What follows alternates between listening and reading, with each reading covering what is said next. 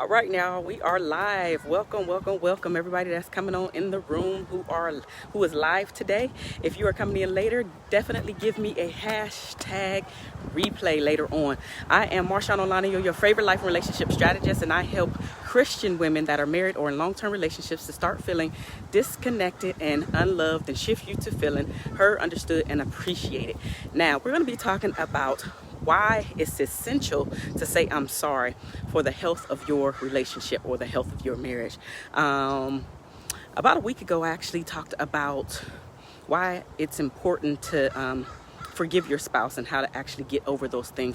This kind of ties into that, and I want to just invite you to listen and actually open up your mind to something that may be a little different, but also something that may spark your interest. So while you're coming on in the room, let me know exactly where you're coming in from, which city, state, or country you're watching this from. Again, if you're watching the replay, then hashtag replay would be wonderful. And then also, what are you doing for Thanksgiving? I mean, it's, as you can see, I'm here in sunny San Diego.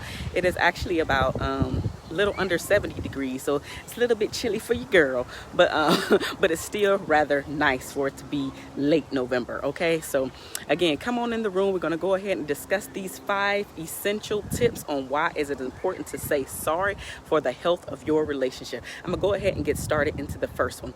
The very first reason why it is essential to say I'm sorry for the health of your relationship is because apologizing is the first step in the healing process. Yes, that's right. Apologizing is the first step in the healing process. And there is no way that you can start to heal, that you can start to forgive, right, without going through apologizing, right? So apologizing is the first step to the healing process. And if you never acknowledge the things that you have done or are doing, then your relationship will be at a standstill. It'll actually be at a halt, because there is no way that you two can move forward without there being any type of apology going on. Couples have an issue when it comes to apologizing or sweeping things under the rug. They think that just because they didn't address it, that it's actually going away.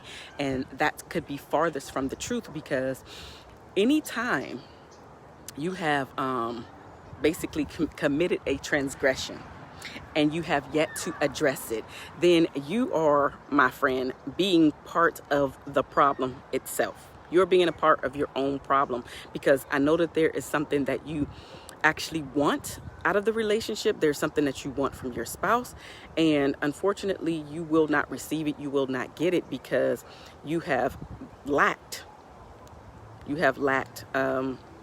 apologizing. So again, apologizing is the first step to the healing process. Now, number 2, apologizing helps to ease the pain and the tension. Now, anytime that there is an issue or a struggle, something that you guys are going through, especially if you do not sweep it under the rug, if you stand in your feelings and you actually feel those feelings, then guess what?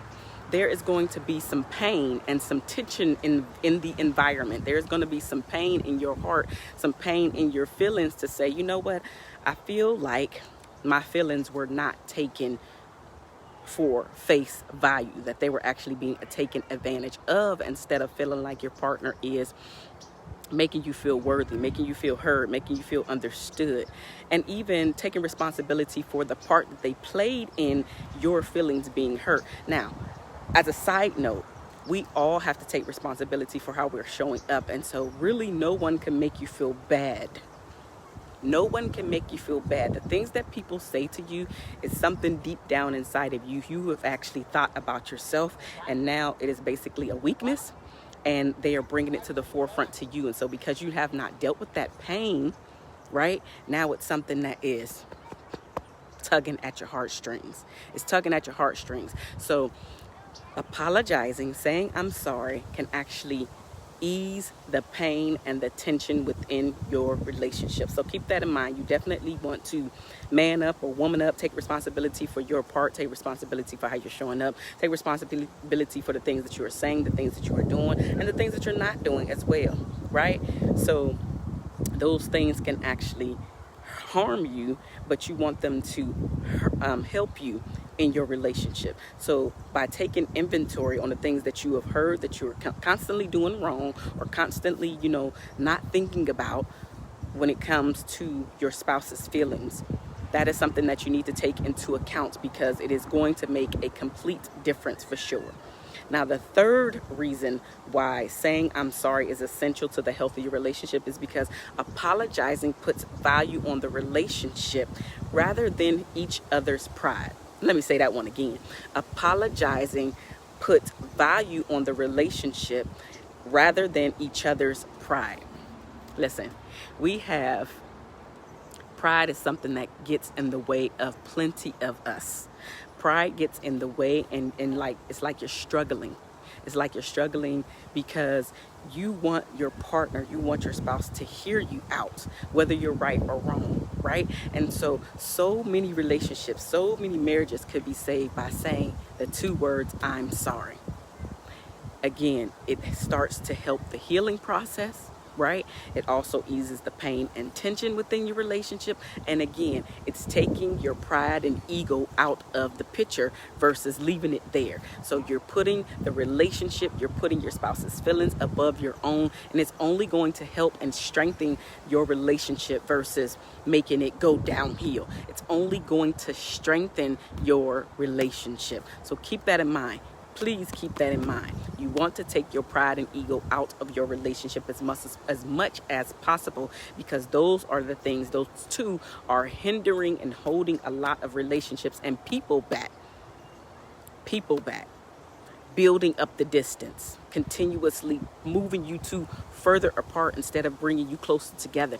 And the people, the couples that have the healthiest relationships can actually have conversations about anything, especially when their feelings are hurt, and the partner, the person that hurt the feelings, right, can actually hear what the spouse is saying and not be mad that they brought it up, and also take responsibility for their part, but actually having an adult conversation about your spouse's, your partner's feelings, and taking it all into account to say, you know what, that's my bad. You know what, I didn't even look at it. I didn't see it from your point of view, and that's my bad, because I actually love you and I want our relationship to be healthy, right? So I don't want to make it one-sided as much as possible. So keep all of that in mind. Number 4, apologizing opens up the way to forgiveness. Now, literally, forgiving someone, you're doing it for yourself, but you can speed up the process of forgiving the person that has hurt you when they apologize. So you, as the person who's hurt someone, you can speed up the healing process. You can speed up the pain and tension and getting rid of it. You can speed up all of that by just saying I'm sorry faster versus later.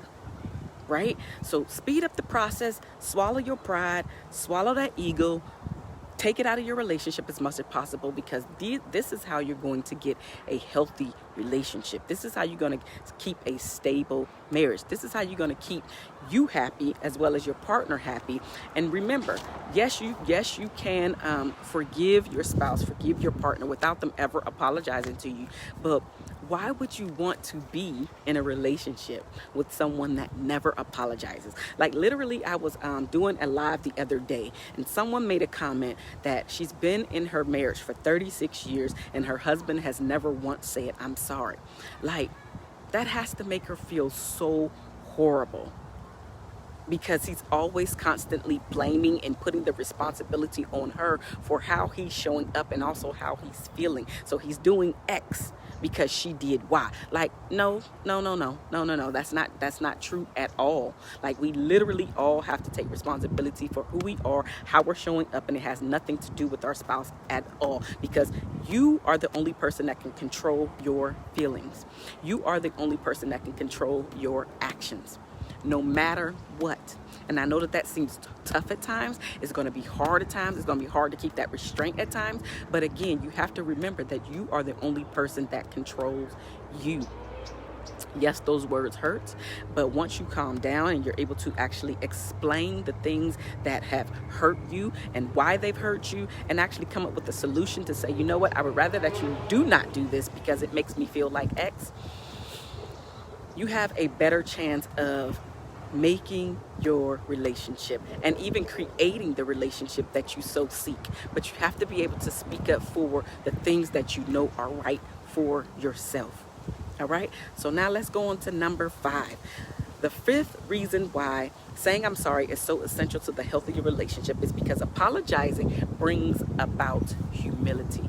It keeps you humble, right? It keeps you on an even playing field with your spouse. It does not make you any more important than your spouse is. It actually opens up the door for you to be able to put yourself in your spouse's shoes and hear what he or she is actually saying to you, even if they're saying it in a rough way because now they're frustrated, right? So they're saying it because now they're frustrated and you're like, oh, I did something else wrong. Well, that could be true, but that's not always the case.